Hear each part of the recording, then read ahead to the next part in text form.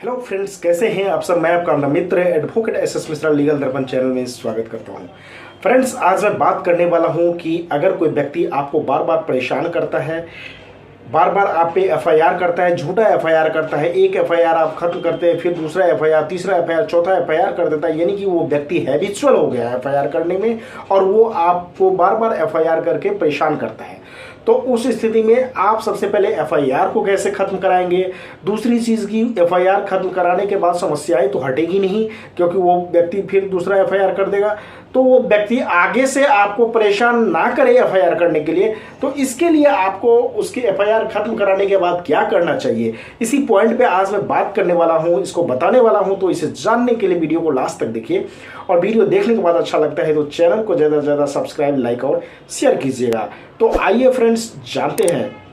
Friends, जब कोई व्यक्ति आप पे झूठा मुकदमा दायर करता है, झूठा एफआईआर कराता है, तो उस एफआईआर को खत्म करने के लिए आप सबसे पहले हॉनेबल हाई कोर्ट में रिट पेटिशन सीआरपीसी सेक्शन 482 के तहत, 482 ऑफ सीआरपीसी के तहत आप हाई कोर्ट में एक रिट पेटिशन फाइल करें, जिसमें सारे फैक्ट को लिखें कि ये एफआईआर झूठा है, इसने फॉल्स एलिगेशन लगाया है, हमने ये जो काम नहीं किया है उसमें, इस एफआईआर पे उसने ये फॉल्स एलिगेशन के द्वारा इस एफआईआर को इसने लॉन्च करवाया है। जो भी आपको ग्राउंड लगता है वो ग्राउंड उसमें लगाएं और फिर वो रिट पिटीशन फाइल करने के बाद जो हियरिंग की डेट होती है उस डेट पे जाए और इस तरीके से कोर्ट को कन्विंस करें, इस तरीके से कोर्ट में आर्गूमेंट करें, सो दैट कोर्ट को लगे, ऑनरेबल कोर्ट को, हाई कोर्ट को लगे कि नहीं, सही में ये एफआईआर फॉल्स है और वो एफआईआर को वहाँ पे क्वेश कर दे। जैसे ही एफआईआर क्वेश होता है तो आपकी समस्याएं तो यहाँ ख़त्म नहीं होती है, क्योंकि ये एफआईआर खत्म हो गया, क्वेश हो गया, समाप्त हो गया, लेकिन फिर वो व्यक्ति हैबिचुअल है, आपको परेशान करेगा, दूसरा एफआईआर करा देगा। अब दूसरा एफआईआर ना करें, इससे बचने के लिए आपको सबसे पहले ये एफआईआर जो इसने किया है, ये एफआईआर खत्म होने के बाद, क्वेश होने के बाद आप सीजीएम कोर्ट में, या जो मेट्रोपॉलिटन मजिस्ट्रेट है, वहाँ एमएम होते हैं, मेट्रोपॉलिटन मजिस्ट्रेट होते हैं, उस कोर्ट में जाके 211 का कंप्लेंट फाइल करें। 211 का कंप्लेंट फाइल आप वहाँ पे कर सकते हैं। 211 के तहत एफआईआर नहीं होता है, वहाँ पे आपको कंप्लेंट केस फाइल करना पड़ेगा कोर्ट में।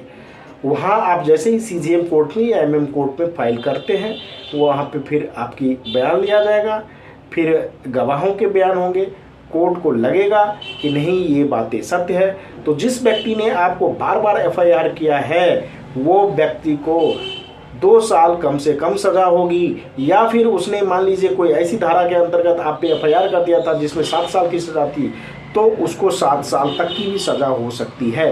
दोनों ही प्रोविज़न 211 सेक्शन में लिखा गया है। तो इस तरीके से आप 211 के तहत कंप्लेंट केस फाइल करके उसको सबक सिखा सकते हैं, ताकि वो आगे से ऐसी गलती ना करे, ऐसे गलत हरकत ना करे कि आप पे एफआईआर करे और झूठा एलिगेशन लगा के आपको बार बार परेशान करे। ये तो उसको सबक सिखाने का हुआ, लेकिन इतना ही नहीं, आप आईपीसी 500 सेक्शन यानी धारा 500 के तहत इस पे आप मुकदमा दायर कर सकते हैं।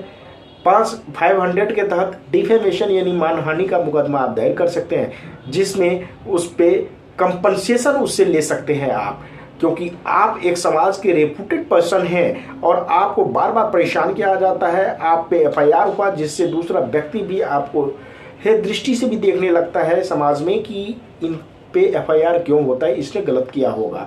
एक बार लोग झूठा एफआईआर कर देगा, लेकिन बार बार तो नहीं करेगा।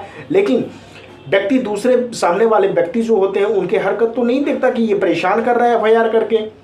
तो आपको इस केस में क्या चाहिए, जैसे एफआईआर क्वेश हो, 211 का कंप्लेंट डालिए, उसमें यदि वो सच साबित हो जाता है कि नहीं उसने झूठा एफआईआर किया है तो उसको सजा होगी। अब उससे मुआवजा भी लेना है, कंपनसेशन भी लेना है। कंपनसेशन लेने के लिए आप क्या करो, आईपीसी 500 के तहत सूट फाइल करो, जिसमें कंपनसेशन का क्लेम करो। अब कंपनसेशन जो कोर्ट को लगेगा सही, वो कंपनसेशन आपको मिलेगा। तो इस तरीके से यदि किसी व्यक्ति को, जिसका की हरकत ऐसा हो गया है, जिसका की आदत ऐसा हो गया, हैबिट हो गया है कि वो सामने वाले व्यक्ति को बार बार परेशान करता है एफआईआर करके, तो उसको इस तरीके से सबक सिखाया जा सकता है। तो इस प्रकार से आई होप कि आप लोगों को अच्छा लगा होगा जानकारी। यदि अच्छा लगा होगा तो हर बार की तरह इस बार भी मैं रिक्वेस्ट करूंगा कि चैनल को ज़्यादा से ज़्यादा सब्सक्राइब, लाइक और शेयर कीजिए। साथ ही साथ आप लोगों को यदि किसी भी प्रकार का कन्फ्यूजन हो तो आप मुझे कमेंट करके पूछ सकते हैं, मैं उसका जवाब देने का कोशिश करूंगा। और यदि आप मुझसे कॉल पे बात करना चाहते हैं, कॉल पे कंसल्टेंसी लेना चाहते हैं, तो ये पेड सर्विस होगा और स्क्रीन पे दिए गए नंबर पे आप मुझसे बात कर सकते हैं, कॉल बुक कर सकते हैं। कॉल बुक करके आप मुझसे कंसल्टेंसी ले सकते हैं। तो फ्रेंड्स, आज तक के लिए इतना ही, फिर मिलेंगे नेक्स्ट वीडियो में। तब तक के लिए धन्यवाद।